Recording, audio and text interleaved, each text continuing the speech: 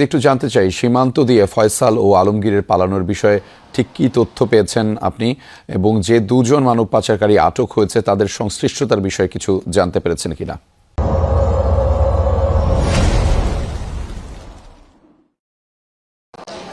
ময়মনসিংহে হালুয়াঘাট যে উপজেলাটি রয়েছে সেই উপজেলার ভুটিয়াপাড়া এলাকায় যে সীমান্ত এলাকা রয়েছে সেই সীমান্ত এলাকা দিয়েই এই মোটরসাইকেল আরোহী দুজন তারা পালিয়ে গেছেন।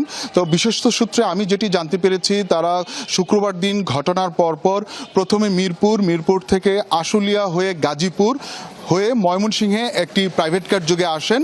ময়মনসিংহে এসে সেই প্রাইভেট কার পাল্টে ফেলেন অন্য আরেকটি প্রাইভেট কারে। এখান থেকে হালুয়াঘাটের ধারা বাজার যেটি রয়েছে সেই ধারা বাজার পেট্রোল পাম্পের এখানে পৌঁছান এবং সেখান থেকে সেই প্রাইভেট কারটিকে তারা ছেড়ে দেয় এবং সেখানে স্থানীয় একজন ব্যক্তি তাদেরকে মোটরসাইকেলে করে সীমান্ত এলাকায় ভুটিয়াপাড়ায় নিয়ে যায়।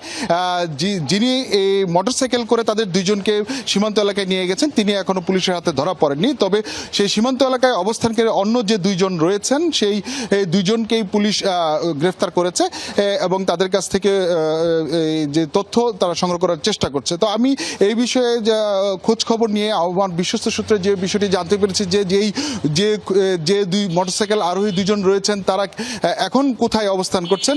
তো একটি সূত্র আমার কাছে দাবি করেছে তাদেরকে যখন ভারতের সীমান্ত পার করে দেয়া হয়, আপনারা হয়তো আমার ছবি দেখতে পাচ্ছেন যে সীমান্ত এলাকার সেই এলাকা দিয়েই পার করে দেওয়া হয়, সেখান থেকে তাদেরকে আরেকজন রিসিভ করে নিয়ে যায় এবং বর্তমানে তারা তোরা এলাকায় থাকতে পারে বলে ধারণা করা হচ্ছে।